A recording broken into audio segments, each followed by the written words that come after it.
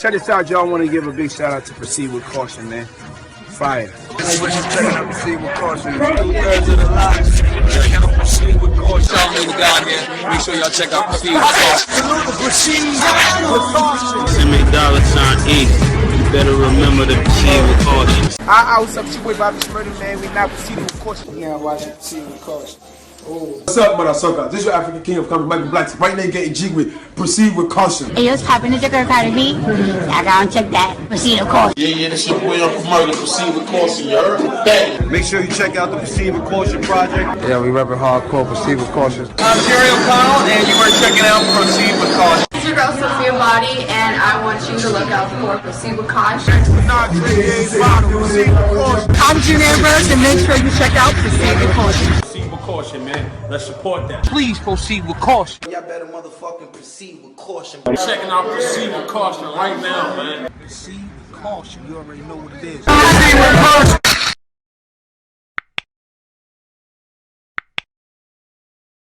Welcome to another episode of Proceed with Caution. Today we have our guest Michael Phelps. Michael Phelps, man, what's really good with you, man? What's up, man? Thank you for having me. You know we here. Yeah, man, it's been a long time coming, man. I've been trying to get you on this podcast for like 2 months straight, man. Wow. 2 months straight, busy man. Yeah. You seem to be a busy man, man. The work don't stop. That's a finnack, man, and I respect that. I respect it about you because you're like the youngest pioneer in the community that's doing what you're doing. And when I saw your work, I'm like, nah, we gotta get more insight to that. I gotta bring you to the show so that way we can dig into your mind and understand, you know, what it is that you're trying to do and where it is that you're trying to take this to, because it's a powerful movement. So I got a question for you. Who is Michael Phelps? Oh, yeah. So I go by the name Mikey Phelps. I'm from East Harlem. I'm 26, you know, and I started off DJing and just getting fly, I guess, regular Harlem shit. You feel me? Yeah. Thinking I'm the shit because my fit look good, you feel me? Coming outside with confidence and just, you know, that's how it started off, but it turned into some crazy shit now in 2021. Word. So you started off DJing. Like, what got you into DJing initially? Well, so I want to say 2015. Like I said, I used to get fly. Right. I used to wear these fits, and basically, like, what happened was I figured out, like, life was more than that, and I guess I want to be a curator of, like, a vibe. And, like, you know, everybody's always looking for, like, the spot to be at, where to go at, and just, like, I had a space in my backyard in Harlem, and basically we used to throw parties in the backyard, and it used to be, like, Harlem, like, big-ass backyard parties, 100 people, Harlem, like, lit. Yeah. Like, it was free, and it was just, like, fun and function, and it was just a way for me to practice, like, DJing, because at first I sucked, but then I got better. Okay. Consistently doing like backyard parties uptown in Harlem. Yeah, so what this transitioned into the events that you're currently doing now? Yeah. So then I started. Let me go back for a little bit. Okay. Because the beginning stuff matters about why it makes sense for what I'm doing right now. Right. Take us back. So my first, like, I used to go to these DJ events, and then I was like, I got to put on merch. All right, boom. I started putting pictures with my face on it. And then basically, like, I had no design. I wasn't a designer, no nothing. Right. I was just like, oh, this might be the most simple way for people to know my face. You know what I'm saying? Like, I'm DJing, playing other people's music. They're coming out to see me. All right, you might get a shirt. For me, I used to price my shirts at like $20 because I ain't had no confidence that they'd sell for like $40, $50, $60. And it was just an easy way. Ain't nothing wrong with $20 T-shirts. It's an easy move. Yeah, no, it was an easy move, but I was like breaking even. Oh, snap. Heard you. Yeah, okay. Copy. Because you wasn't getting your merch from China and all of that to get that for the low. I was selling like image shirts with like 7 colors, so people were charging me like mad bread, like I unless I bought like a bunch of shirts, it would be cheap. But I was buying like 40, 50 shirts, and let's say I'd be making them for like $15, $16 each shirt, selling them for $20.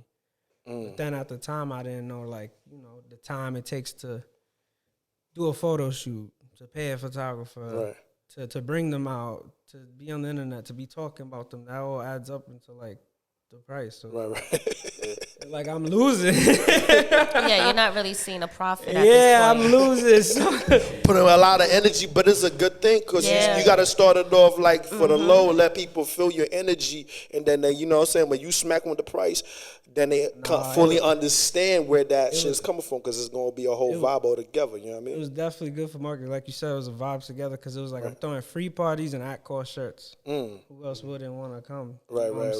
Especially at a young age, too. What age did you start doing this? 21, 22. 21, 22? I'm 26 right now. Right. Oh, so 5 years. 5 years. Yeah. It's not. That's a Five might be his lucky number. Another 5 years, you might be that man outside. Yeah, so for real. Word. So my first collab, like I've always been in Harlem, and I want to say people knew me from Harlem, but the first thing I did for Harlem was a collab called Harlem Will Never Die with Sean Dot Rowley. He's an artist from First Avenue. Okay. And I grew up on First Avenue. So I was born on Lex. I grew up on Lex, but like I hung out because I went to the boys club on like 110th and First, and so I know everybody on First Ave, 1199.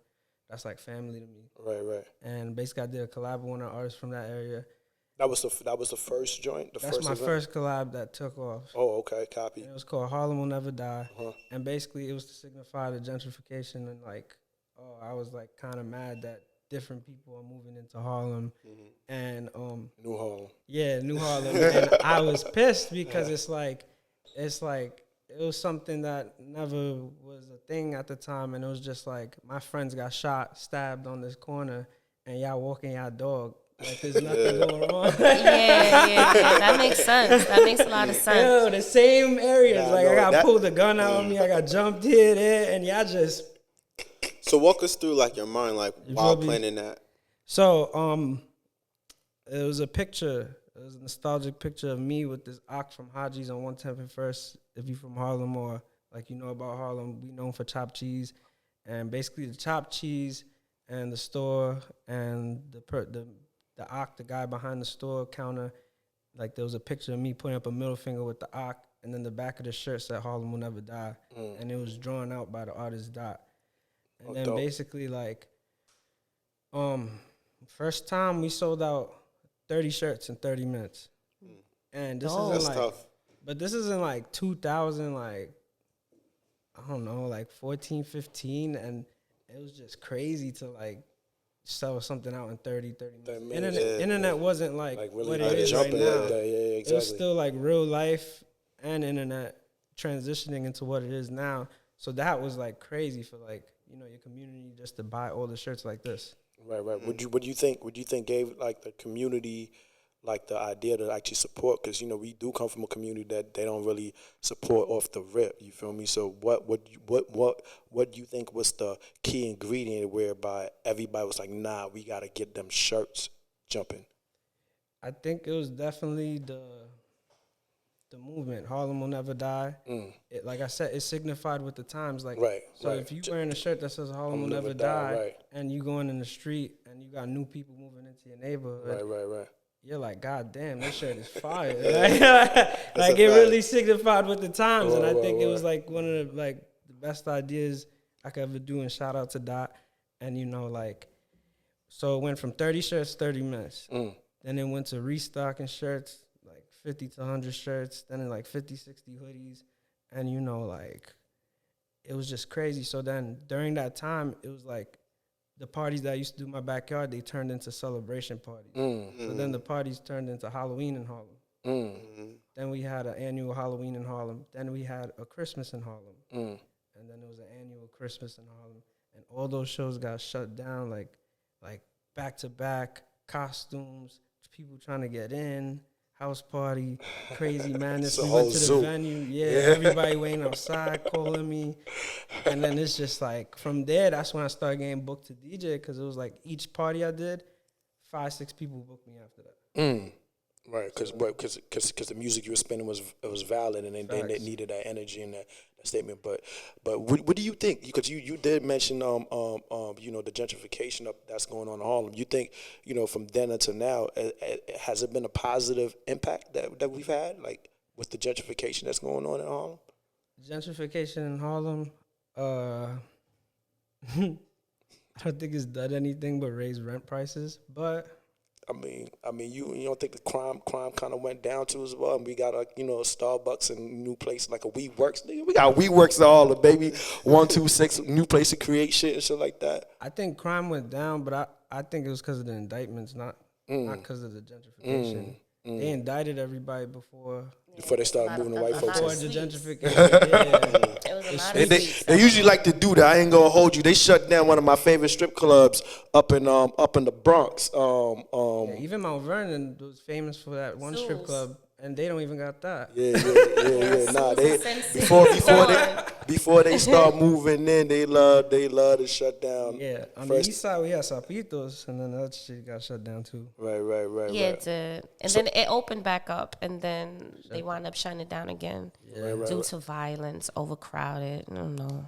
Yeah. And I think all those happenings helped me to where I'm at right now and why I'm at where I'm at right now. Yeah, it definitely was like an influence of like how do you figure out to keep Harlem but keep it safe, that you're involving everyone. It's not gentrification. You keeping it in the community, but we keeping it for us. And I think that's why a lot of my ideas been pushing out.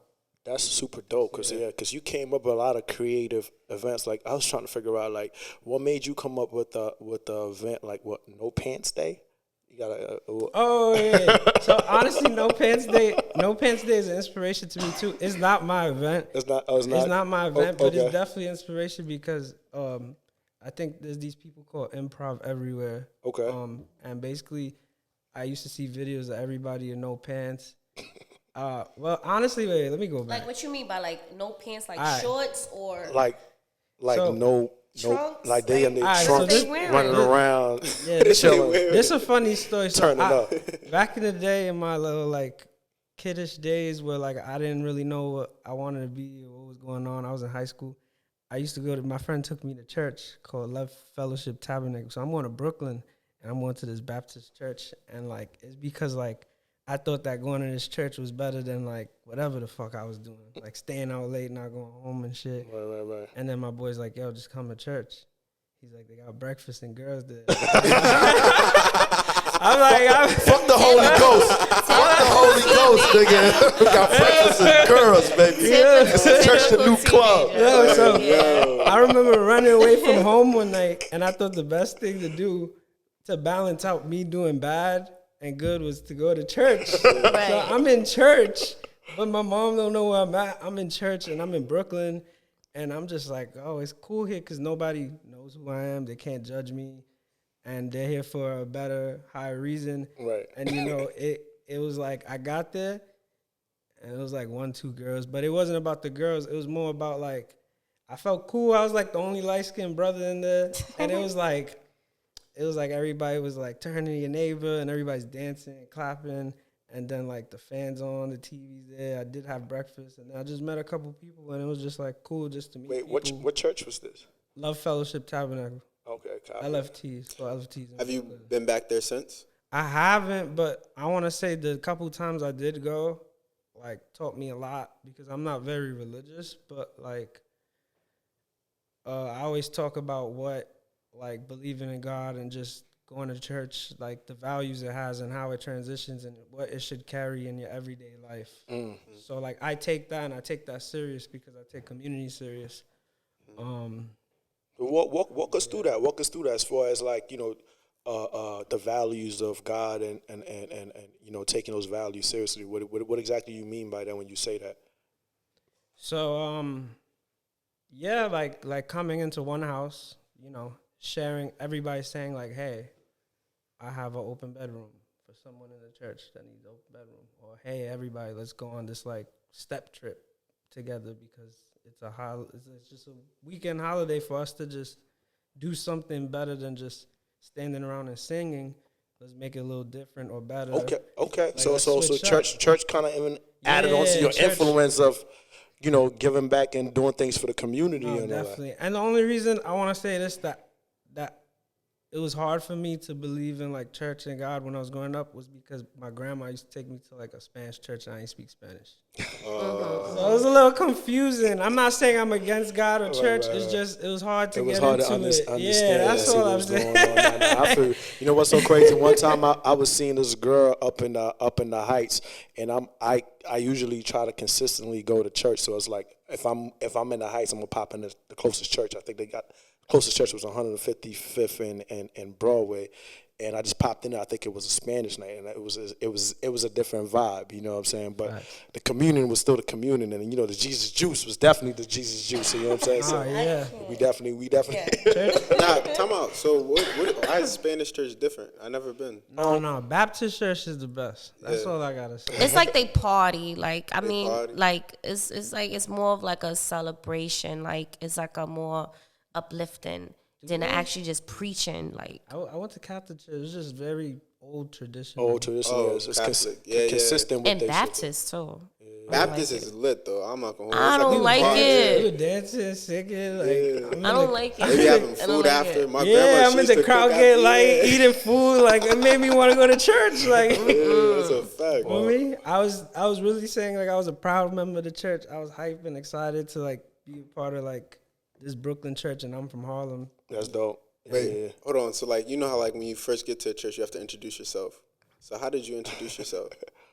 I was shy. Yeah. At the time, it was just like honestly had the worst outfit on. I had on like this Hollister colorful sweatsuit, and you stay colorful though. The Hollister was no. But it was cool to have a colorful Hollister sweatsuit. I think I had like a full turquoise sweatsuit. Going to church. I get you. I get what you mean. You want to come representing the right way. Yeah, and everybody had on a suit. Yeah, and I'm the only Spanish person. There might be like two other people. I'm like, so like everybody's like, oh yeah, we know he knew. You feel me? So that's a big transition because a lot of your events seem to bring a lot of energy. And one of the events that I actually popped to was the Light Feet Day, which was crazy. Like, walk us. What made you come up with that concept? Being that I never seen you Harlem Shake. You know what I'm saying? So like, I never see you, because you know what I'm saying. Me following your whole path, like you more of a, you know what I'm saying, like a legend. Yeah, you a super legend. You know what I'm saying, a curator. But you know what I'm saying, like Lightfield, there's a lot of known names for that, and then your name being attached to that was kind of unique for me to find out. You know what I'm saying? So like we would love to know like how you came up with that concept, because I think you came up you did that event with my man Tweek too. Facts. Shout out to Tweek, man. Yeah, shout out to Tweek. That's my brother. So Light Feet Day. Well, I gotta keep going back. All right, so my first community event, the reason why I did free community events was because I started getting tired of DJing. Okay. I started getting tired of, like, people coming to my parties and getting drunk, and, like, that was the reason why you come out. So all my parties actually ended early, and that was, like 1, 2, 3 o'clock was my 8 o'clock. Like, there's 100 people Wait, there. Hold on. I had 8 p.m. was 1 p.m. That's how like lit in the club. The shit was? Facts. Yeah. And you gotta bring that back then, B. We need that back. Yeah. No, it was 1 p.m. at 8 p.m. because I stressed to everybody, like, and this is the thing about the internet. You control your own narrative. And it's just like I'm telling everybody, yo, you better be here at 7. Like, yo, you better be at 7, because if you're not here at 7, then I don't know what's gonna happen. I don't know. We might end early. All right, everybody's coming. You know why? Because I had confidence that I'd be providing a good time for everyone. But so that's what happened. My first event was an event called Biggie Day. Right. My first viral event was called Biggie Day. Right. And I did it with another co-founder. And basically, we don't work together right now, but I did it with another co-founder, and basically, that was part of gentrification too. What? That shit was crazy. Wait, Biggie Day? Yeah, so what happened was I was wearing Biggie's, right? Old school Mama jackets, where like, people were getting shot and robbed for their Biggies, stealing for their Biggies. Right. Yeah. That's why it was so significant that I was taking pictures in them with $2,000 Yeezys. You know what I'm saying? When Kanye West was at Summer Jam, I was wearing Yeezys with Biggies on that people were throwing away. And people were selling them on Craigslist for like $50, $60, $70, $80. And I was copping all of them and telling all my friends to cop them. And then people were making fun of us like we were the Teletubbies, like following Power Rangers. Like I was going viral on Facebook. Somebody was screenshotting my pictures over Instagram, putting it on Facebook because Facebook was still popping. Right. And then boom. Everybody's around me like, yo, everybody's calling you the Teletubbies. So then with my co-founder, I basically said like, yo, let's throw a Biggie Day. Boom. Because enough of us know enough people who have these. Because I had like 10 friends who bought them. And then boom. So now this is what happened. I did it on my block on 104th and Lex, 103rd and Lex. Because there's this store, the Apartment Tokyo, and they're from Asia. And basically, they started wearing Biggies, but they ain't tap in. So I got tight. They had a picture of my block on their page. I said, you know what? Fuck this. We're going to do Biggie Day on my block where they put the picture. And we did that. And brought like 20 people out with Biggies. And then from there, it just got crazy. Then people just started buying Biggies. And then the next year, like I dropped the flyer, and we had like 60 people on Times Square. I told them, meet me at Eminem World. I put a picture of me up in front of Eminem World. I said, meet me here. Right. I'm in a fucking cab. I'm like 5 minutes late. And there's like 20 people standing out there with colorful jackets. Wow. In the cold. Wow. Facts. Wintertime. Wintertime. That Eminem store, that's Djing, that's brilliant. Yeah. Wow. Complexes out there. 20 more people keep coming. And then I'm just like, nah, this is crazy. I might have to holler at you because I need one for my son. So Yo, definitely so gonna hit you up. It got crazy. And then we on the red steps like the old days, like the Bronx hood gangs used to come on the red steps and like take pictures mobbing on Times Square. And basically like we came together and we were just saying like we're actually together holding hands instead of 10 years ago shooting each other and robbing and shit. That's like for a dope cause for sure. Yeah. It's a dope picture. Complex was there, mad shit. It was like I didn't know what the hell I was doing at the time, and that might have been like the turning point of my life. Because then it was just like, what's next? Right. Exactly. And then after that, I did the Grey Brim event. Right. So what happened with the Grey Brim event was it was supposed to be on Easter, but it was COVID. And then what happened was since it was COVID, Wait. This is like 2019, 2020. 2020. One of these years, 2019 or 2020, COVID happened in like March, and Easter's in like April. Right. Right, Yeah. So it was set to go on Easter. Right. And then pushed it back. No, I postponed it. And then what happened was Black Lives Matter movements happened. And then basically like all my friends were coming to me and saying like, yo, you're a leader in the community. Like you should do something for this. And then basically like I was a little like scared because I didn't know what the fuck was happening with the world. And I wanted to help, but I didn't know how. And because like I felt like I'm crazy. I feel like if I would have been outside, I would have been with everybody locked up, like fucked up. So I was telling everybody, I'm like, give me a second.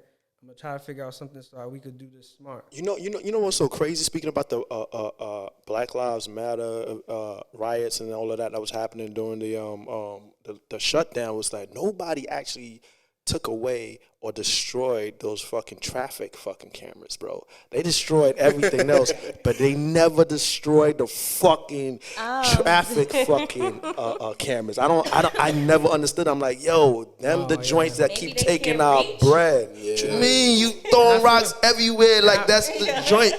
Get them. And I feel like somebody or something, the government's like hiding all the videos from that year. Like, I don't see anything that happened during that time, and it was crazy. That might have been one of the craziest times I've ever seen it. It was the best times to like, do events, and it was the best times to like get businesses started. Yeah. Because during those times? Yep. No, because I'm gonna say this because you know what it is. What? It's always a drill when you know you're not supposed to do something. So it's like when you do it, it's like it's a better result. Like I don't know, like the better P result was to lit. catch COVID. The P on 2.5 was lit. Right. Like so, everybody was hitting that up because it wasn't nothing open. It wasn't nothing else to do. I mean, the underground strip club events was always fuego. I ain't gonna hold you. I don't know. I don't know about that. I ain't gonna hold you. Me and my boy Jack Thriller hosted a few of them joints. This shit was like, that shit was fuego. It was like, you know you're not supposed to be there. People be popping out, like, watching their head, like making sure the cops, because the cops be coming through, locking everybody up. I ain't gonna lie, I was just trying to get a haircut. Yo, that shit was crazy. That shit was crazy. That's a fact. Yeah. You had your barber come through the crib and like do I'm on Instagram looking through tags to get a barber. Yeah. Then I came back out and then my barber moved to Connecticut. That shit was crazy. Oh man, he didn't even tell me nothing. It's crazy. So wait, that helped. So lockdown happened. You supposed to do the Great Brim event. Yeah. That got canceled. It got canceled, and then basically what happened was, it was still kind of COVID. It was like everybody was like, "Oh, it's warm. We've been inside all winter. Let's come outside." So the COVID stuff was a little shaky. And then what happened was, we decided to do it on July 4th, Great Brim Day, the first Great Brim Day. And basically, like, when I posted on Instagram and when I told everybody, I'm like, more like, I know it's COVID. Like, thanks for coming, because I know you're like risking your health. You know what I'm saying? And we out for here the community, baby. Like we out here for the community, but what's better, the community or your health? Like I don't know anymore. So we did Great Brim Day. We met on 110th and Lenox. It's called and I found out for the first time that it was called Lenox Gardens.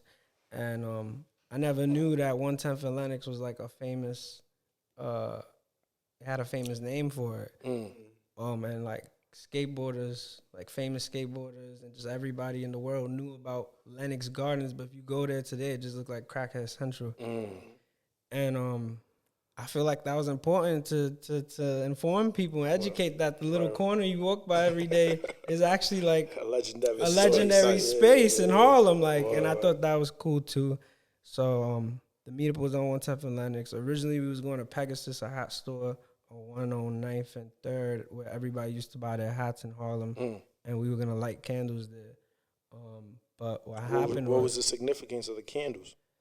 So Pegasus is gone now. It's been gone for years, but it's the reason why people in Harlem wore classic hats. Okay, like that's where we got our hats. That's where we got our sauce. You'd go there and get the jersey with the hat. Right. The NFL or the NHL with the matching hat, and you get the sneakers, and you hop out of there and have a good weekend. Yes, sir. So look, we were gonna Pegasus, but then I don't know why the East Side was dead that day, and we marched through Lenox, We walking past Foster, we walking past the whole all these hoods, and everybody's like, "Yo, what the fuck is 50, 60, 70, 80 people doing with fucking hats on today?" Like, why do they have hats on? So we get to 125th and Lenox, and I was like, "Oh, it'd be a good idea for us to stop traffic and then take a picture on 125th and Lenox." And then cool, boom. We took a picture there. Then we went to Cap USA. We took a picture in front of Cap USA. We went back to 110th and Lenox. And what I did was I gave a speech about how we're together for a reason, respect to Black Lives Matter movement, and this is why we're marching, and this is why we're together, and this is why we should stay together.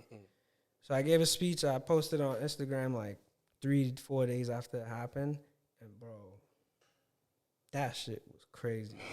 That shit was nuts. It was just more like the hat game, right at that moment, the hat game, and just Harlem and just wearing hats and Cap USA, everything that we did that I planned out for us to do at that event. Price went up.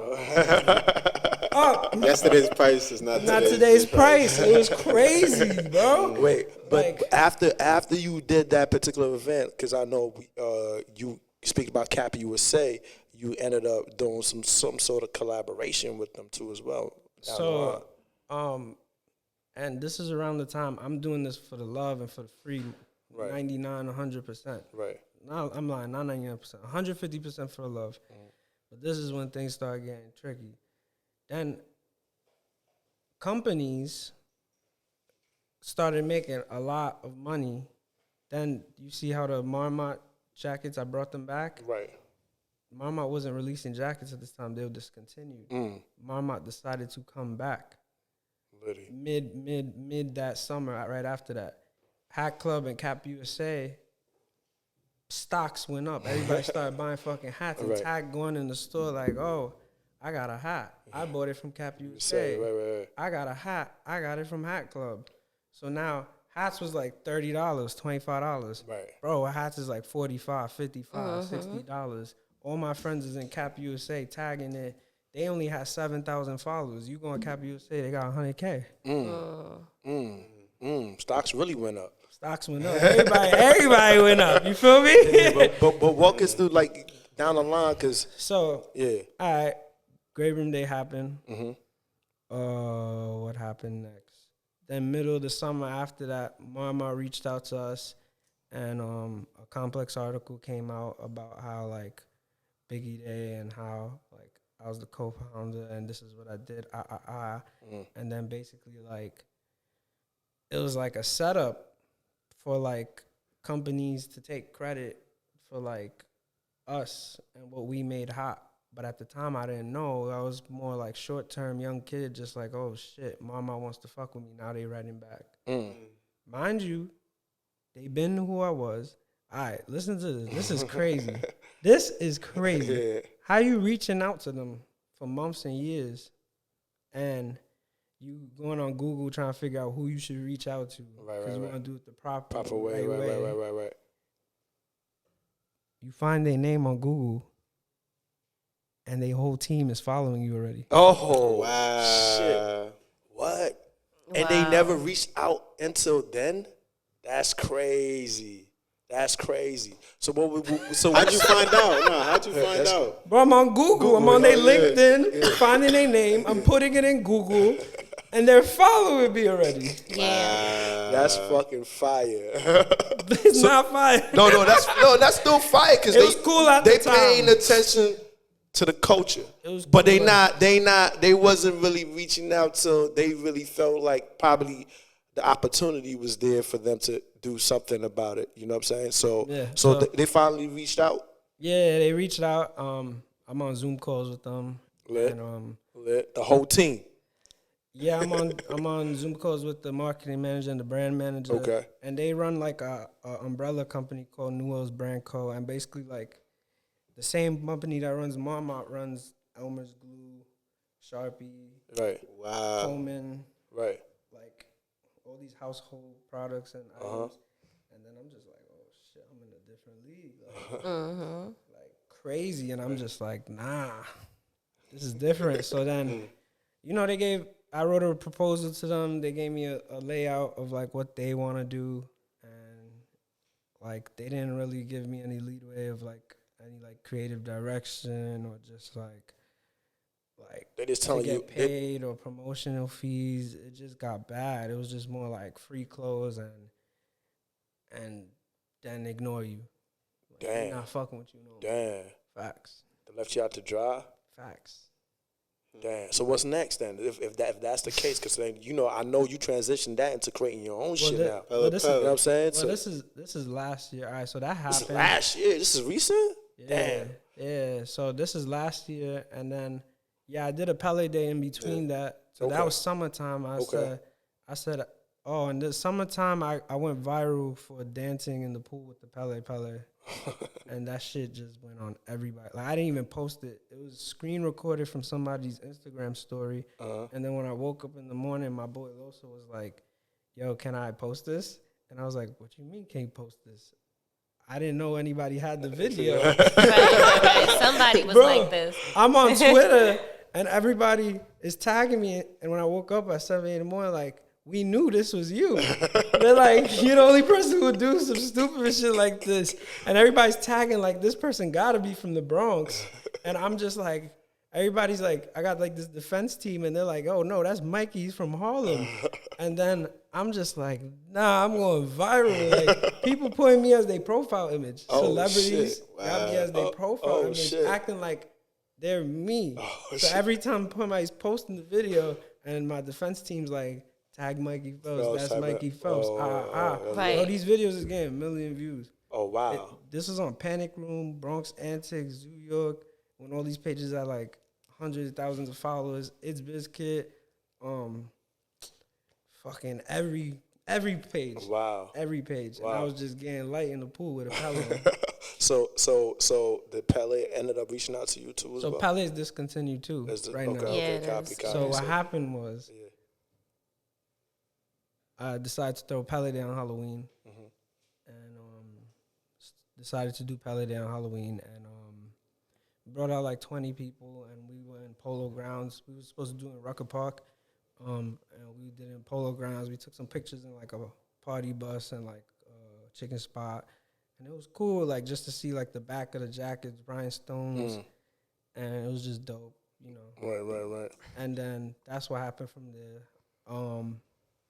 Then. So wait. Let's just take this back, because the Grey Brim Day, I know you said you did one uptown in Harlem, right? But I also seen that you also took that to Manchester, United Kingdom, all the way over there. Yeah, so that happened this summer. That happened this summer. Oh shit! So okay, so you taking us back from 2020. All right, so okay. So Pele happens. All right, we're gonna get to 2021 soon. All right, best. Pele happens. And I know it's a long story, but the significance of me getting to a Lifey Day or going to Europe for like the culture is like it's pretty crazy, and it's like it makes sense once you understand what I had to go through. Like if you don't know what I had to go through, it's like you think that is like all like, oh my gosh, this is cool. What did you have to go through? Because a lot of people don't get to see like the nitty-gritty I go through shit. Behind the scene politics. Yeah, but it seems like you're like the forefront of all these events. So it's like what sort of politics are we looking at? Because it looks like people fuck with you, people fuck with your energy. You might do a collab with somebody. Nah, yeah, that helps, but you have to show respect and pay homage to everyone who did it before you, now. And maybe after, to tell you the truth, like you have to like notice those people and just be like, yo, like you're doing a good thing, like keep doing it. Or you're from this neighborhood, you're doing that. Like I want to do something here. Wait, so you saying that you had influences before you?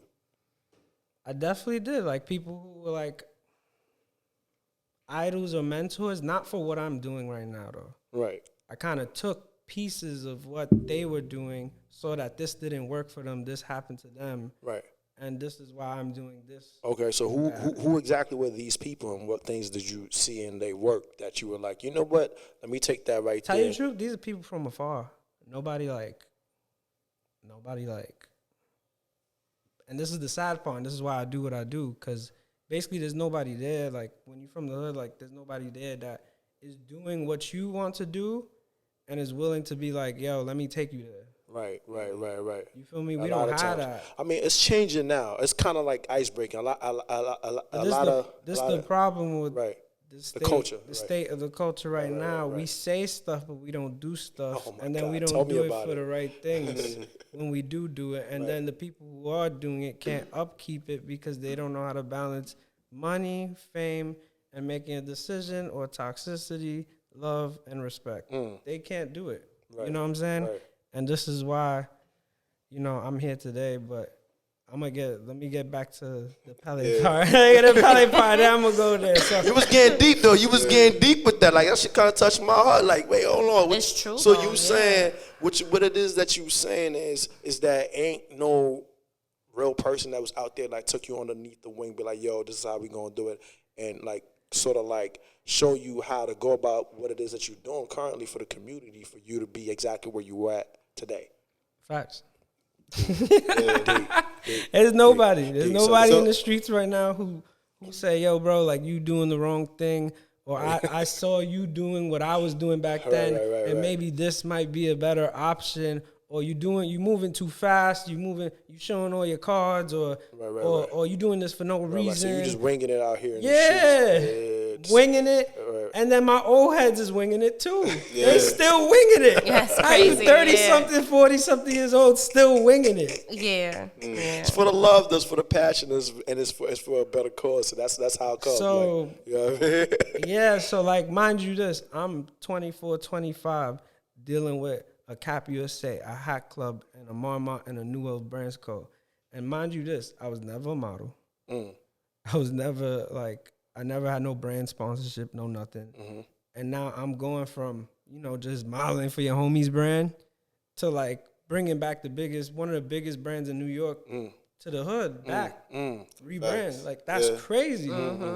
So nobody could tell me nobody could give me advice on what I'm doing because they never went through that. Right, exactly. You know what I'm saying? Right. They never been through that. Right. And like, that's why I'm glad I'm still alive to help and show people what the fuck you do. That's an accomplishment too. Yeah, big accomplishment. For your age. So before you actually like started doing anything, I hear that a lot that you studied. Like, you studied the game. So can you walk us through, like, before you make a decision, like, all right, I'm about to do this, what is the thought process? I always go back to my beginnings. That's number one. You got to fix what's at home before you try something new. Then what you do is you can't be afraid of looking stupid and trying something new. So what you do is you say, this worked for me. Let me combine what worked for me and maybe something that I like somebody else over there is doing. Whether they in Europe, because you on Instagram looking all day, scrolling. Oh, this person in Europe is doing something cool. This person in Australia is doing something cool. This person in Canada is doing something good. This person in California, in Mexico, and here, there. I even travel to those places too. I try to meet them. I try to go to people's shows, whether it's an artist. And like I said, I didn't have a direct mentor, but what I do is I take pics and pieces of people, and then I put it together, and then I call it my creativity, and then I can own that. And that's what, like, happened. It was just more like, it got to the point where, like, Mikey Phelps just does something new all the time. And it's like, whoever's following me or whoever supports me, like, if you're going to my party or if you're going to my event or if I post a pic, you know that you never seen that shit before. That's crazy. But speaking about that, Mikey Phelps, that's your government name? How you came up with the name Mikey Phelps? Nah, so I'm a swimmer. I swear to God, I thought that's what he was before I seen your face. I'm a swimmer. So I actually swam competitively for 10, 15 years. And I guess 10, 15 years. Yeah, facts. Wow. I was nice. I'm still nice. But don't get messed up. You see some swim content. You feel me? But yeah, I went to the Boys Club in New York. It was on 110 I learned how to swim there, and I swam around New York. I swam around the country, the world, and then high school and over 18 clubs. And I was doing it as a job for a while. And it's just something I love to do. You was getting paid to swim? Competitively, so more like approaching that. More like approaching that, but I was doing it for love, So with the hood just eventually said, "Oh shit, this nigga's nice in the pool." I ain't gonna lie. So like I said, I went to Randolph High School, right? And basically I was the MVP of the league in 9th grade, but then I started cutting class because of girls. And just got caught out there, yeah. Because it was swimming wasn't giving me that right now satisfaction, but standing in the staircase with and maybe looking for the girl that's cutting class too, right. Because I know you in that class, that was the thrill. You feel me? And cutting school eventually, and So then who gave you the name Michael Phelps? So it was a Twitter thing. A Twitter thing? Facts. I was on Twitter when everybody was on Twitter wilding, talking crazy, gang violence, girls, Bronx beef, Harlem beef, crazy shit. Everybody's exclaiming yo, I'm gonna shoot you on Twitter. I'm gonna beat you up. Oh, you did this to my girl. Oh, They doing it on Twitter. Right. Oh, man. So I'm Mikey Phelps. It was just I don't know. You had somebody on Twitter named Henny Hardaway. Like it was just a thing. You feel me? Okay, like you, so it was like a Twitter name. You was nice. You was the MVP in your high school. You know what I'm saying? So Just made sense. it made sense to me. You feel me? Copy that. That's a beautiful thing. Now let's get back to after the Pele situation. So, all right, so I throw Biggie Day every Thanksgiving, right. And this November it was hot, and Mama dubbed me and just was like, "Yo, we not putting out this." They were gonna put out an article about me on their page, and that's why I was taking the back seat from getting paid because I thought I was gonna have exposure to do other things. That's why I took a back seat. They canceled that. They gave me more free clothes, and then they haven't answered my email since then. But I said, "Fuck cold this! world. I'm gonna make it's my a cold own." world. Yeah. It's a cold world out here, B. Niggas just trying to make it, B. And y'all in the offices just closing doors on a whole genius out here, man. That shit's crazy. Yo, but yeah. fuck the gatekeepers. But it's cool because Hov had to go through that too. You feel me? And then honestly, he started his own deal. I'm not super angry at nobody. Right. I think I learned more about the business aspect and how you should carry yourself when you come into these business meetings, what leverage you have as like an individual, as a sole individual, or what you're doing for a community, or what you're doing on Instagram, or how these companies want to move, how you speak to them, how you speak to their teams, how you approach them. Like, I'm really good at that now. That's lit. Yeah. So now that the doors got shut, you ended up creating your own. Yeah, I made my own jacket. Jacket. What's the name of the jacket? So the first jacket I made was called the Chrome Biggie, and it was like this silver leather jacket. Oh shit! I seen that joint. It looked like a spaceship. Like you just hopped out the spaceship with them joints. Yeah, nah, bro. I ain't gonna lie. That might have been like the biggest thing I did at that time, and it was just mad. And it was just like, so then what happened was, my boy was like, "Yo, let's go to Alaska." Alaska. And then, I told him let's go to Alaska, but then one day, I had one day you come up and you want to do something crazy, and then you lose the momentum. So then I guess he felt that a couple days later. He's like, "Yo, bro, let's go to Alaska." And I'm like, "You sure?" I'm like, "All right, let's go to Alaska." So now I booked the trip to go to Alaska. We booked like these excursions, and we're spending like a rack on each excursion. Like we booked like the wolves, the helicopter flight over like the mountains, and like, bro, like I'm on the phone with these people and they telling me to go to like this off-brand town from the city town. So one of the biggest city town in Alaska is Anchorage. And she told us to go to Palmer. I'm in Palmer, Alaska. Little ass city town. There's ice on the floor. You like can't really drive well because the car's gonna slip. And like it's just Old Town Road. You feel me? And then like we did these excursions. My boy's on the iPhone taking pictures of me with the chrome jacket. And then, mind you, nobody knows I'm in Alaska because I'm not telling everybody like, "Hey, I went to Alaska." I'm like shooting the footage I was gonna drop the jacket on Black Friday. Okay. And great day to drop a product. I thought it made sense. I said, "Hey, you know what? My Biggie Day's on Thursday, Thanksgiving. Oh, Liddy. We showcase it on Friday after Biggie Day, and then the pictures will go on the website." Bro, that whole week, everybody was like, "You throwing Biggie Day? It's like 65 degrees, 70 degrees." They're like, "Yo, it's hot." And then they like, "And it's raining, bro. You still gonna do it?" So then I'm in New York, and I'm like, "All right, you know what? Maybe if I post the Chrome Biggie, it might give people attention to want to be fuck with it, to come to Biggie Day." So then I posted a picture on my story, like I'm in Alaska. I'm like in New York. It's like the day before Biggie Day. And I'm just like, and then everybody's like, "Yo, what the fuck you doing there?" Everybody's writing me. And then boom, I posted the Chrome Biggie. And then everybody's like, "What the fuck?" Yo, bro, I got 500 comments in like 30 minutes. In 30 minutes. And then everybody's saying like, what the fuck? It stands up on its own. Like I had it on the mountain standing up on its own. That's crazy. Like, and then I had like yo, I just went crazy. That post is crazy, man. Follow my Instagram, Mikey Phelps. You see the post to come Biggie for me. But yeah, so everybody came out because they wanted to see the Biggie, and it was hot, and I had people in their jackets out on Thanksgiving. That's crazy. Because I was telling my team, I was like, yo, bro. That's crazy. I said, I do not reschedule events. I'm like, when you reschedule events, it means that you didn't have faith in it in the first place. Feel me? That's it. That's it.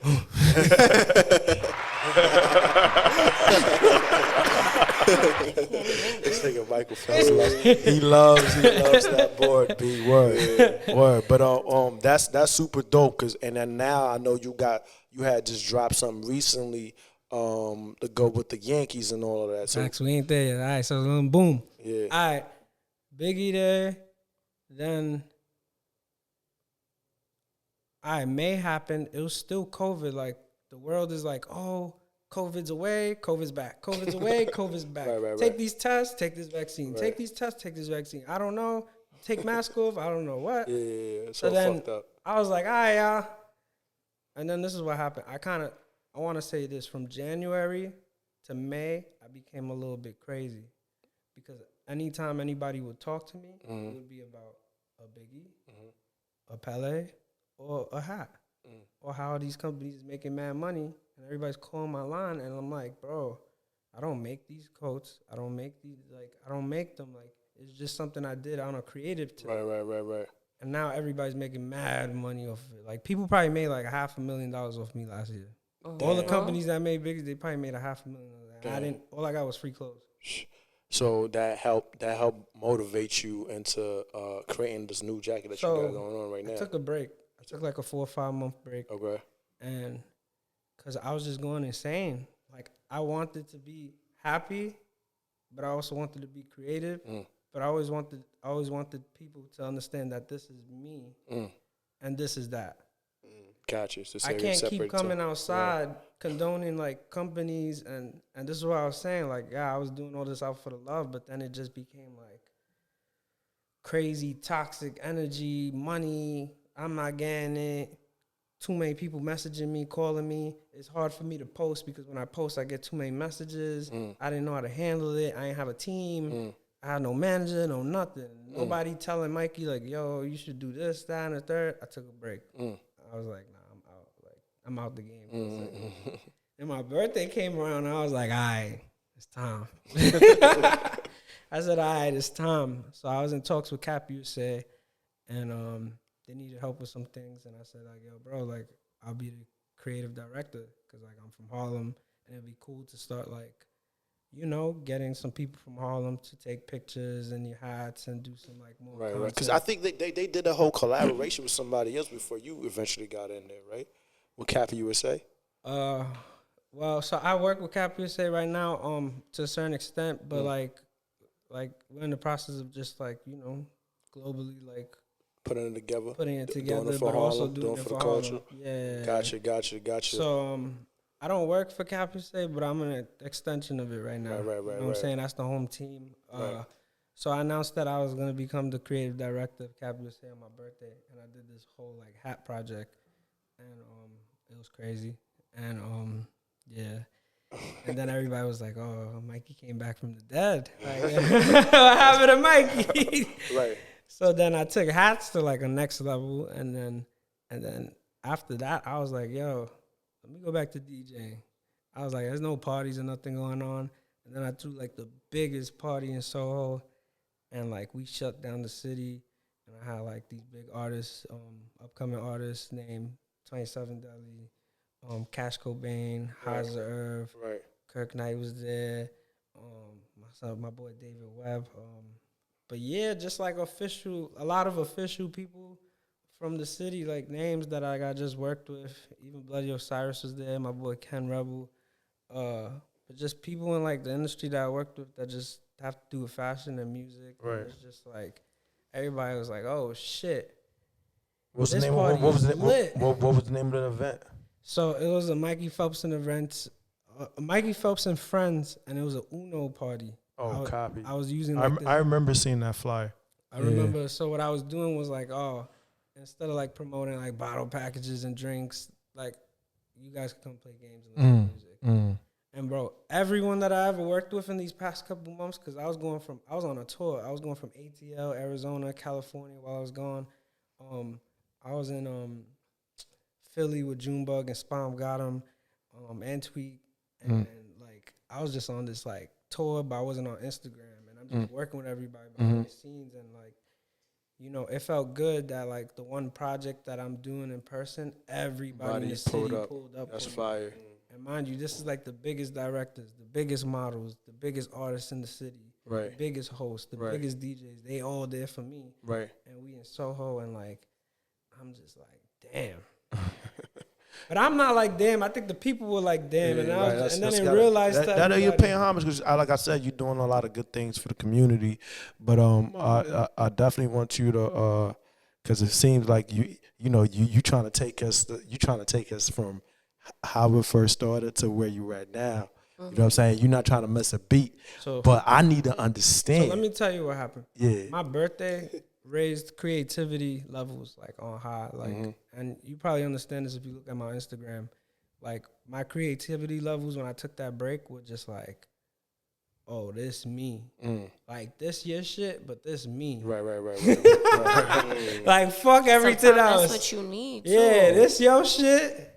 But this is me, like, and I'm giving, you feel me? And I'm giving all the way, like, it's over, like. Right. So then, like, the creativity went from me being creative and all these people messaging me, trying to get next to me, and I'm like, oh, I want to do something for all the people who are, like want to meet me, like my fans, my loved ones, and all the people that have been there for me. That's why I threw that party in Soho that day. That's fire.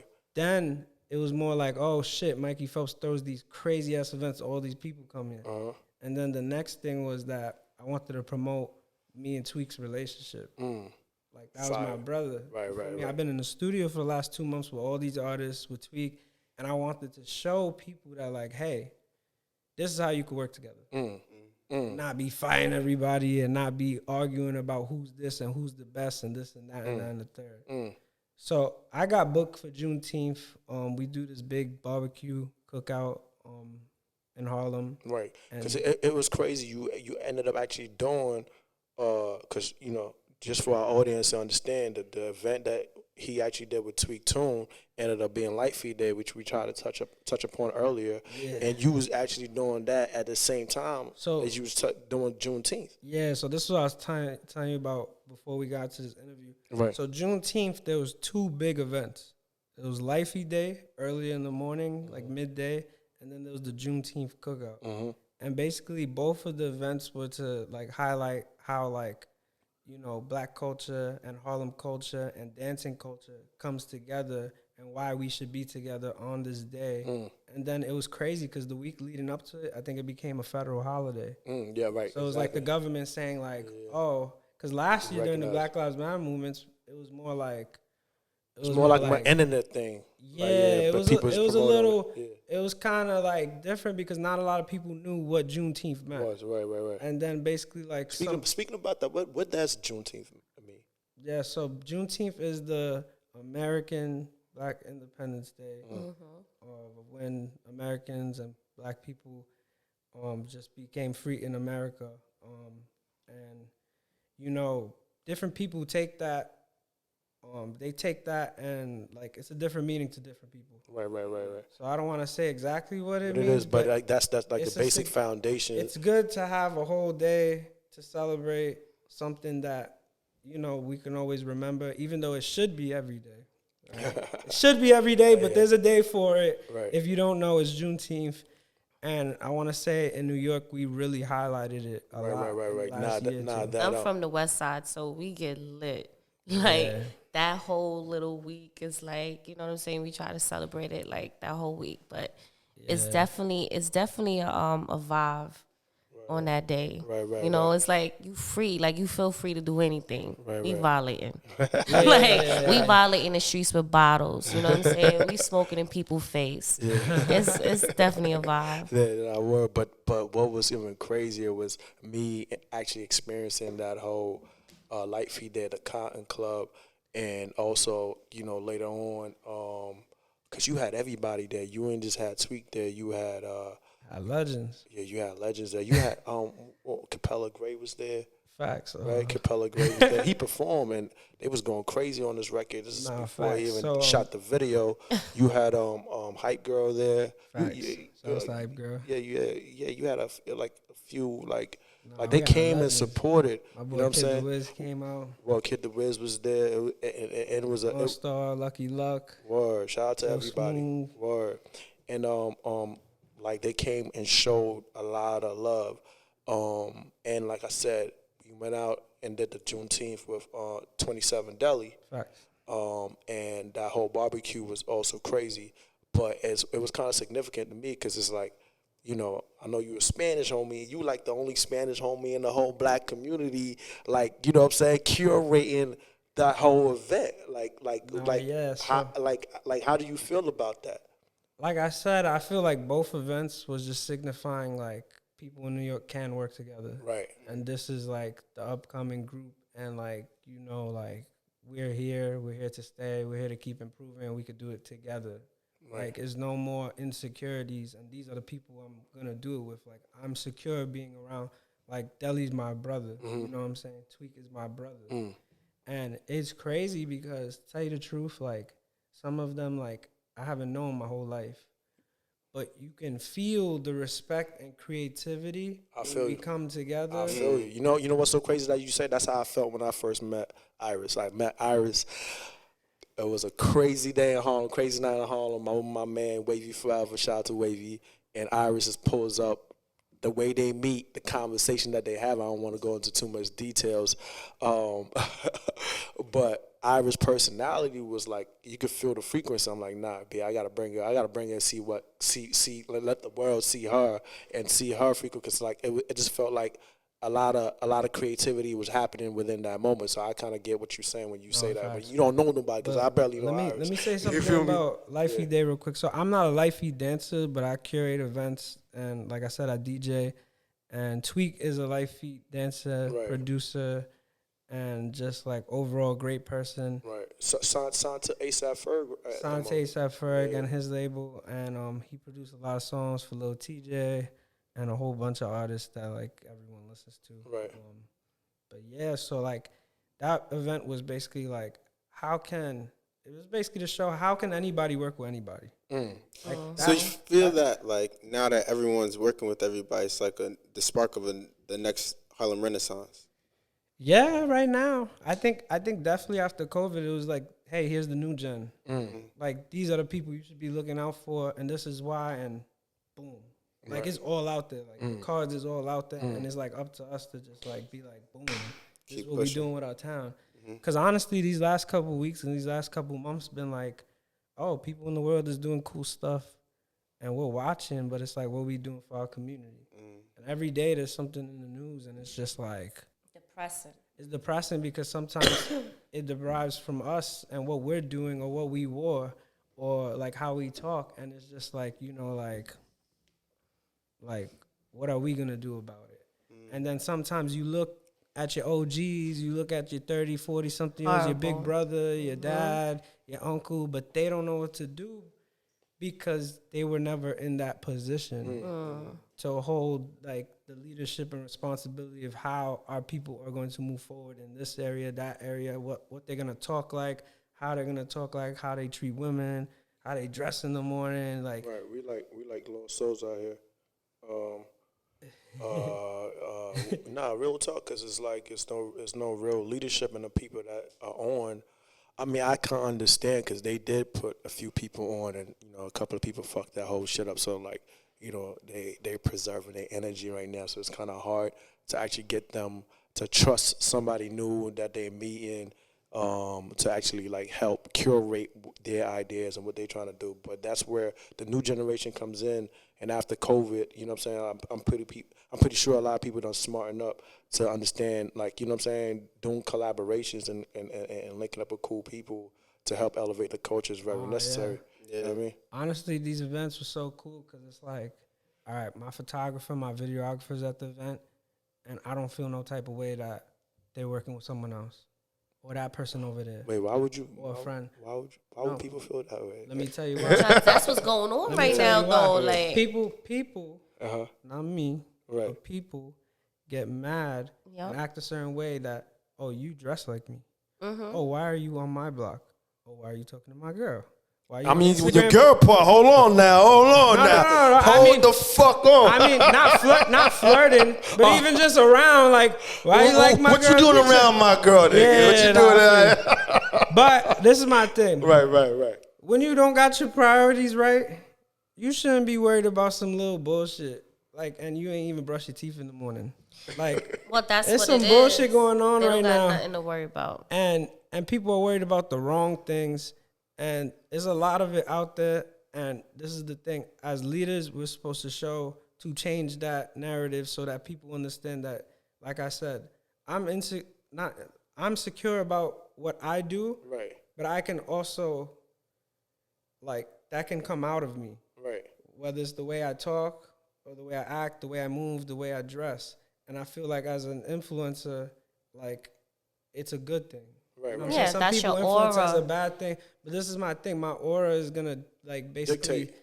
it's gonna be for good. Right. It's not to make me look like I'm cool or this or But that. understand that some people got bum souls. Yeah, You facts. feel me? Like it's Fuck the bum nothing. souls. It's nothing that you can say or show or you know what I'm saying. Like I was just speaking about this topic, something similar earlier. Like people just got bum souls, and you can't even speak education shit to them. You can't talk to them, You and that's what I'm can't, saying. yeah. And that's why I felt like my creativity and the people that I was moving with, our creativity and respect, changed people's narratives. So that's why everyone can work together and everyone can be in one place. It's that easy. Right. And it's that easy. And we're all out here together. Like, oh, you guys all might have been saying about how, like, this rapper is better than that rapper. We're both from Harlem, but that person's from a different area. This Let's person's collab. But we all friends. And we all throwing this event together. Right. So now what? Now what you going to say? What are you going to do when we're all friends and we're all working together? Right. And then my thing was this. It was like, hey, you guys could do that too. You know what I'm saying? Yeah, this is our event, but inspire me too. I'll go to your event. Right. You know what I'm saying? You throw an event, I'm going there because you came to my event. Right. You know what I'm saying? You bought my merchandise, I'm buying your merchandise. Right. So basically, no hating on the videographer. You know what I'm saying? he can work with everybody. Yeah. But no, it's a thing, and it's like a toxic thing, and like I do speak on it a lot because it can mess you up. It can make somebody who has potential or has something different or something that you are who you are. Like, how are you going to grow if you're still hating and being toxic and worried about a next man? Right. You know what I mean? Speaking about that, so from Life Feed Day, Juneteenth. Yeah, so now this is another thing about me. From Life Feed Day to Juneteenth, I took that momentum, and nobody knew this, but I dropped it like a week or two before. I said, hey, guys, I'm going to Europe. Yeah, that shit was crazy. I said, hey, guys, I'm going to Europe. I was like, hey, everybody, I'm in Europe now.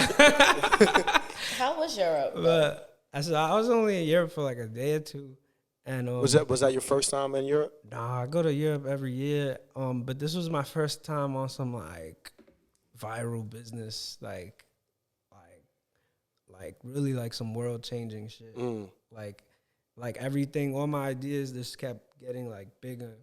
Right. And Europe was part of that. And it was just like, so a year ago, my European team reached out to me, and shit, niggas got European teams now. The European homies, the team, you know what I'm saying? Those my brothers, like family out there. Right. But they're just like us. Right. But they're over there, and they were like very interested in New York culture. And basically, like for a year, I spoke on them, and I like was basically showing them like, you know, you could be a part of it, but you gotta pay homage. There's rules, regulations to like. It's like an uncode, you know. It's like a unspoken about, you know, way to pay homage and respect when you're doing something in New York. I taught them that. You know what I'm saying? It's okay to just say like, hey, what you're doing is cool. It's okay to support. It's okay to show love and say like, hey, you're doing this, and maybe I might want to tweak it a little bit. You know what I'm saying? Just, you know what I'm saying? You're inspired, right? So I'm in Europe for hats. Right. I'm in Manchester. I'm like, everybody's still talking about that video went viral though, cause I got a homie out in Manchester that actually sent me. Like I didn't even know, cause that was right after, like you said, I was there for the Juneteenth and Life Week Day. My man randomly sends me a freaking video on IG. I see Mikey Phelps. Bear in mind, I had reached out to Mikey. I see Mikey. I'm like, what the fuck this nigga doing in fucking Manchester? Like the Brits were really fucking with the waves. I'm like, oh shit, nah. We gotta get everywhere. Yeah, we definitely gotta get him to come over here and walk us through what it is no, because he's cooking this shit up. That's not dope. Just in New York. He's actually taking the culture worldwide as a youngin. Like that shit is wavy. Dope. Yeah. So these dudes reached out to me. One of my boys, his name is Roz, Charlie, Ed, and they're from Europe. They're part of my European team, and they live in Manchester. And shout outs to Arms, he's in London. And basically, like, they were like, yo, bro, whatever you need a place to stay, we got you. They like, you need this, you need that, we're going to assemble the team, and we'll have, like, an after party. We got a spot, this, that, and the third. They're like, we just love it. And I'm just like, all right, I'm out there. I'm like, it's lit. Let's do this, that, and the third. This is how we going to do it. Pop, pop, pop, boom. I'm in Europe for hats. I'm in Manchester for hats. And I brought Cap USA with me. Oh, that's fire. Facts. So that's fire. I was like, yo, the home team got to win. You feel me? So I'm like, all right, you sponsor me, feel me? Pay for my flight and shit. And then we over there, clocked into the 5-star hotel, swimming and shit. I'm at Nando's and shit. Yeah. I know Nando's got the best chicken out there. I ain't gonna hold you. Really? Yeah, I fuck with their chicken. It's a lot healthier. Ain't no Popeyes type shit. Yeah. It Listen, tastes good. I'm addicted to Nando's. Nando's is the best place to eat. Well, I think they got that in DC too. It's not big in New York, but yeah. So I kind of relate to that. Yeah. So I'm over here taking COVID tests and taking hats in like a suitcase, and I land in Manchester, and it's like rainy. So we're supposed to have like a meetup in the middle of the city, and then it was crazy, like 60, 70 people were waiting for me at a library in the center of Manchester for hats. Wow. Mind you this, it stopped raining when I came out. Wow. The God is here. The God is here. No, because like the UK is known for raining crazy. Huh? I would feel like that too. Yeah, what? Because the UK is heavily known for like rainy days, all day, gray days. So for it to actually stop raining when you're there, that's definitely like a whole different feeling. So the initial thing was we weren't gonna sell hats. It was more like we're showing them and teaching them about the hats, and if somebody wants to buy them, they can buy it. Right. But we didn't think that they were gonna take on to that. Yo, bro. So all them hats, mad quick, like sold everything. Hats over a trunk. Like, oh wow! Out of a suitcase, Grabrams in a suitcase, and like I was posting it on my pictures on Instagram, and we even had pictures of like my plane ticket with my name on it. And they were buying that shit too. Oh shit! And then everybody's just out there with hats. Wow! And then there's an after party, and bro, like 300 people pull up to the after party. What age bracket we looking at? Around my age, I want to say like over 20s. Like okay. Yeah, there was no youngins in there, but okay. Like 20 and plus, like people my age, and yeah, it was just hat cool. culture is pretty big. It was just cool, but this is the thing. It was half hat culture and just people respecting New York culture, and it was just more like this is cool. Right. Like y'all willing to take it that far, and the respect was there, and yeah, so I'm in the party. Everybody got a gray rim.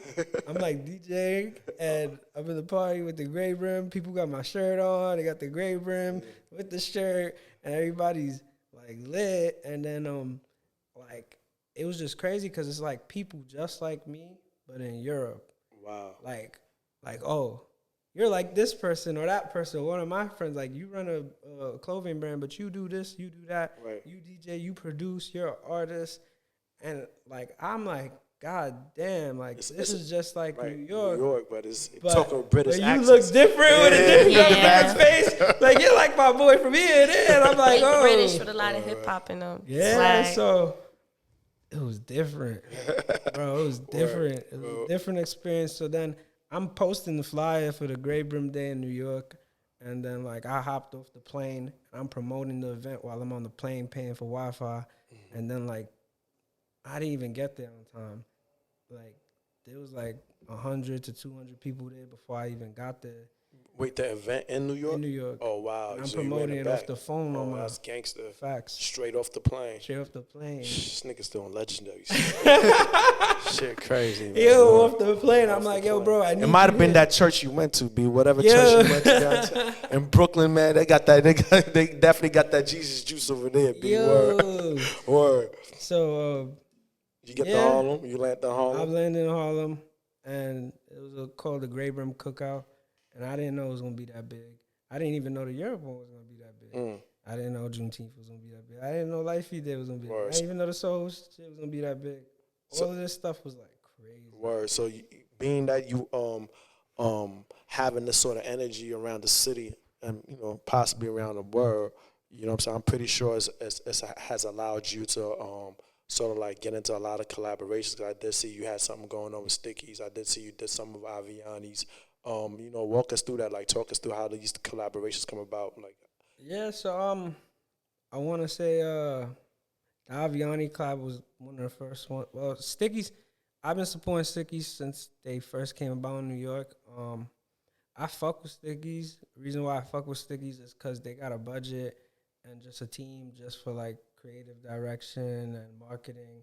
And, like, they fuck with, like, New York basketball players and just, like, the community people and just, like, what can we do cool and how can we pay you to like, just make sure that, like, we're moving in the right direction. Right. You know what I'm saying? First, they worked with my boy Sheck. Sheck got West? his own sauce, yeah. Sheck oh, okay, that's what's up. Yeah, because speaking about that, I did see that. They let him do his listening party. Okay, that's in fine. Stickies. Okay, oh, that's they had Travis Scott in there, Yes Jules, R.I.P. my boy Steph was in there, Kai, the whole gang was in there, and it was lit. And then it was just like, damn, Stickies is dope. Like, yeah, they got chicken, but they cool too. They cool as fuck too. And there's not that many companies in the city. So, you know, I really help Stickies. I support them with whatever they do. Word. In the Aviani situation? Aviani situation was I had a gold coat, and it was so after the chrome biggie, I pulled out the gold chrome biggie, and then the black chrome biggie looked like a Montclair coat. And basically Aviani showed mad love, like they were dope. They were like, once I came in the store with the jacket, they're like, oh yeah, we know we do it. Yeah, we know why you here. That's fire. That's you feel fire. me? So that yeah, Joe and them is mad cool. Dope as house. You know what I'm saying? And like, you know, they support artists too. They support artists, like they do music videos in there. They got a whole athletic team. And, you know. Oh, that's dope. Yeah, it's cool to see people, like, you know, you're making money, you're making a profit off of, like, New York City, the people, or the culture. At least you're giving back and understanding that you can do something different, and this is what you like to do. That's dope. So what advice do you have any, like, brands that are looking to come to Harlem? Like, how do they properly pay respect? Well, one, I feel like you got to learn before you even, like, try to buy, like, a brick and mortar or something. I mean, you don't necessarily need to do this. You know, there's a fucking Whole Foods on 25th, but, like, you would want to learn more about, like, why you want to be here, why you should be here. Like, and people of Harlem, like, we recognize when you're not from Harlem. You know what I'm saying? Like, we recognize from, like, the way you talk, the way you dress, the way you move. And it's different from, like, outside New Yorkers or just, like... or even from Brooklyn. or, like, somebody from Brooklyn. Like, I could tell if you're from Brooklyn. Yeah. I could tell if you're from Queens. I could tell you from the Bronx. But you know when somebody's from Harlem, like, their aura kind of, like, radiates. Yeah. I mean, everybody has a different aura, but Harlem aura is different. You can always tell. Yeah, no, that's a funny fact. But I also seen the latest thing that you also put out was that I think we touched upon it a little bit, but you had an ill-ass commercial video for that new jacket that you had released. Oh yeah. So how did that concept come about? Because I know that a lot of these companies close their doors on you, and their jackets were pretty expensive, and you sort of like came up and created a concept that's much more affordable for everybody to kind of like fit in. So walk us through that whole journey as far as like that concept and that jacket came about. So after all the chrome jackets, I made the Yankee Biggie. The Yankee Biggie has pinstripes on the inside, and I was like, you know what? I'm from New York. What's the next biggest thing? The New York Yankees. All right, so I put pinstripes last year inside of a Biggie. I held it because I felt like I needed to market this one like correctly, because people were telling me like this could be the biggest thing that I ever did. And then like I shot the video at a Little League baseball field in the Bronx, Castle Hill baseball field, and at a give back tournament with some friends. And basically like I held the video since like summertime, and basically like I had the jacket for a year. I had the content for like the year. I wasn't even gonna release it in August, but what happened was one morning I woke up and Supreme dropped a Yankee jacket, a Yankee Biggie, and everybody started sharing it, and it's like 7, 8 in the morning. I'm like, what the fuck? I'm like, I made this shit a year ago. You feel me? I made this shit a year ago. Right. And why the fuck y'all making Biggies? And why y'all didn't reach out to me when y'all know that, like, I'm the man to do that? Like, it would have been cool if they reached out to me. And I'm not going to lie, after Supreme did that, I was just more like, all right, if nobody's ever going to reach out to me, fuck it. I'm going to just do everything myself. Shit, yeah, independent, baby. You know what I'm saying? So, 2 hours later, after the teaser, I dropped my shit. Oh shit. 2 hours later? Yeah. I told everybody, I was like, yo, bro, if I wait another day or next week or next month, I said, everybody's going to think that I'm like stealing or swagger jacking the jacket from them, their style. And I'm just like, all right, let's drop. And I said, you know what? On top of that, they probably going to sell it for like $900. Let me sell my shit for $160. Boom. I sold like 200 jackets. Wow. Fire. No, that's dope. That's fire. Word. That's crazy. Yeah. And I put out a statement just saying like, Supreme and all these other brands, Marmot, the ones that I was working with, like, y'all just keep stealing what we died for and what we were getting robbed and just like what we killing each other for it. And it's like, y'all not tapping in all the way. Y'all not checking in all the way. Like y'all just. They busy. They busy too much making money off of us. Yeah, man. They don't need to tap in. So if somebody from home's making a better coat than them and way cheaper, why the fuck you spending $600 plus $900, $1,000 on someone else's jacket? Right. That's not even giving back to the community. Yeah. That's the ignorance that's out. That's not even giving back. Right. That's what they do. And I try to give back when I can. But this campaign was more about being cost effective at cost and just saying like, we can put out good stuff, we can still make money, and we don't have to tax our own people. That's fire. Being that a lot of camera activity out here is shutting down because we don't touch up on a lot of different things. I would like to ask our final question as like what would you like where do you plan on taking all of this things that you're doing, like you're curating, like what's next for Michael Phelps? I know you got a couple of events coming out, I know you're still doing your thing, but what's like the final goal? Like what's the main goal that Michael focus? You touching a lot of people state to state, in Europe, different places. Like what will be your final goal before you have to go lay in the casket to see the energy that you're putting out in this universe to be able to accomplish before you go?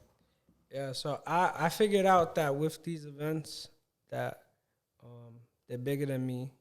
I'm curating them, but they're not all about me. They're bigger than me. And basically they're a way to show people instead of like we said earlier, oh, I'm not going to sit down and talk to you about like why you should be doing this, why you should be doing that. I'm going to show you.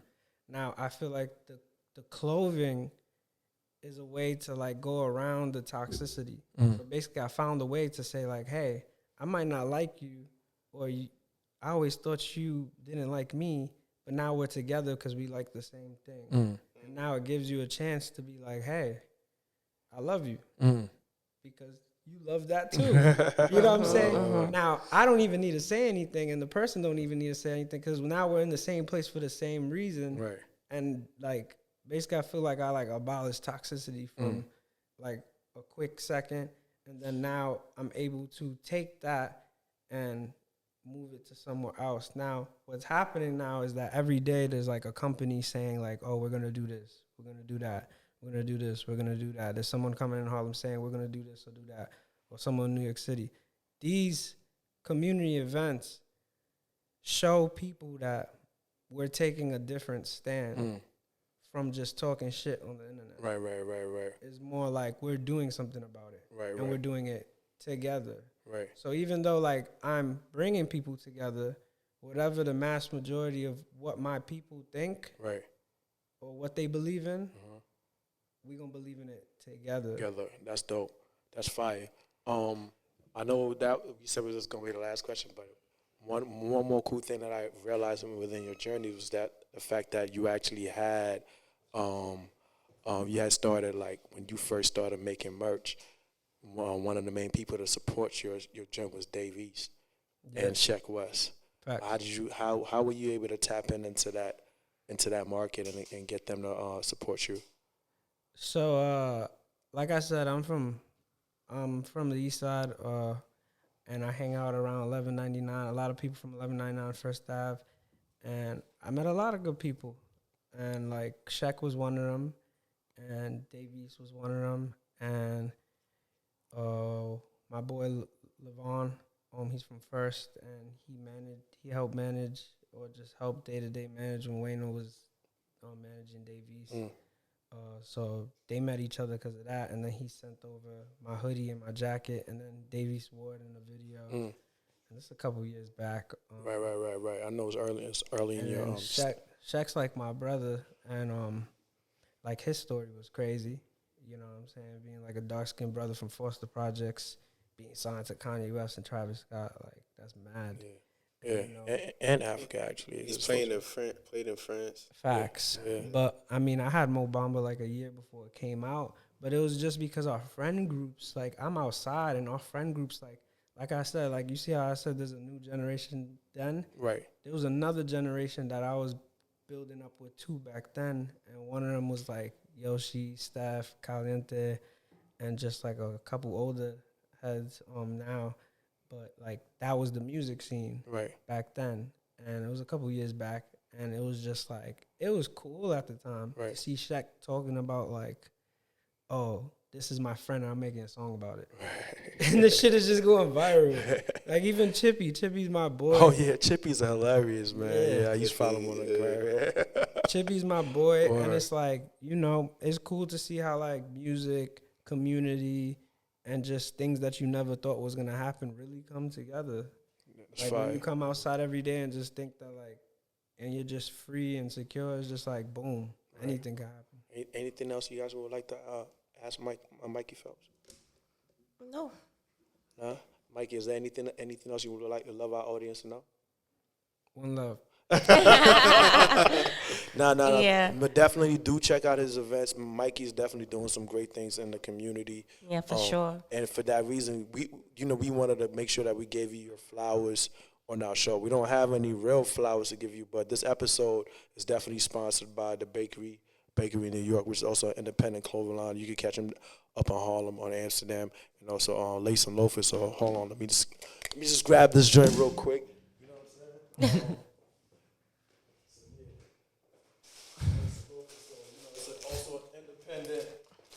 It's also an independent clothing label, so we want to make sure, like, you know, say we gifted you, because, you know, you've been doing a lot of good things for the community for free. And we wanted to make sure that we definitely give you your flowers on our show, man. Get your socks. Yeah, get your socks, get your T-shirts. Support independent, support the culture. And Mikey Phelps, man. I'm sick. Keep doing what you're doing. Thank you. All right, that's another episode.